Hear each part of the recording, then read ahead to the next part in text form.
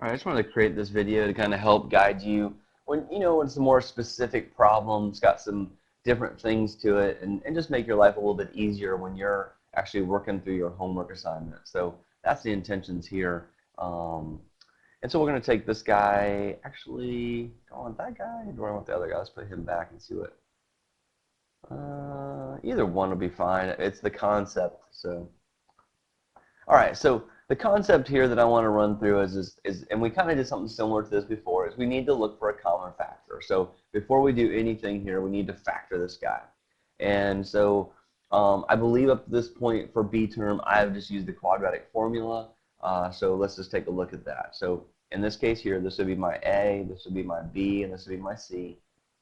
And so I start off and I'd say x equals negative b plus or minus the square root of b squared minus 4 times a times c, all of that over 2a. Okay, I'd pull out my calculator and I'd say negative 10 plus or minus the square root all over 16. My calculator's loading. Give it a second. Here it comes. Put that on top.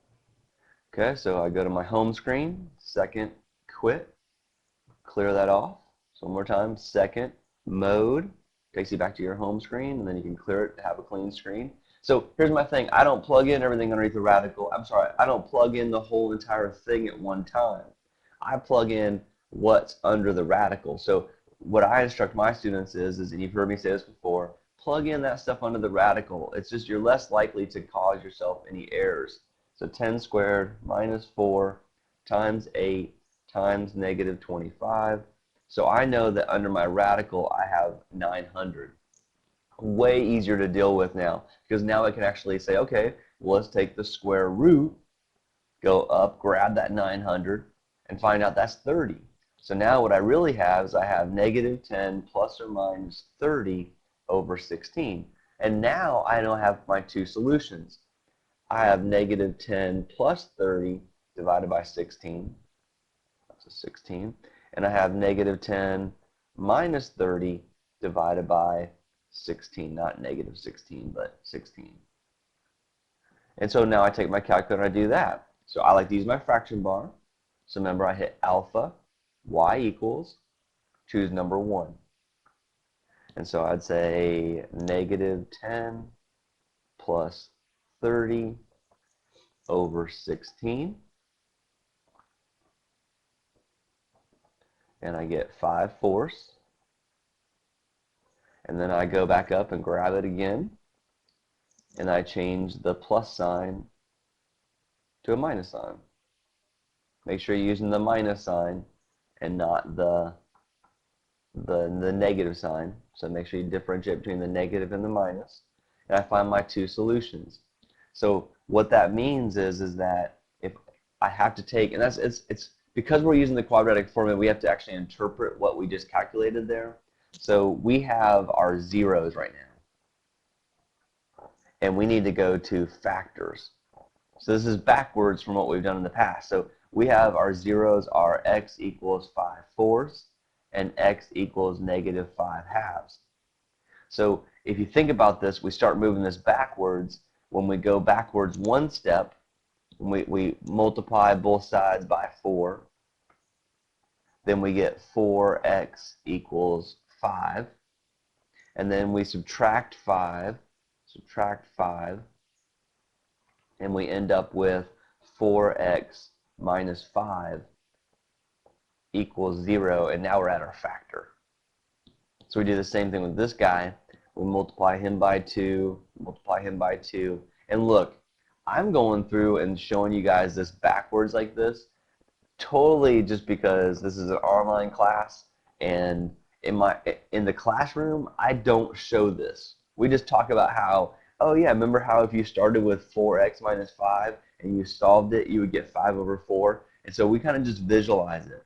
So if you're like, wait, how is he just,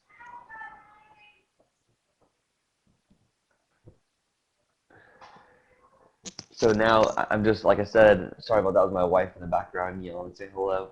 Um, in this case here, I'm just trying to show you how I would work it backwards. I mean, I'm just using inverse operations. So now I add 5, because now I'm actually trying to do it, get everything to one side.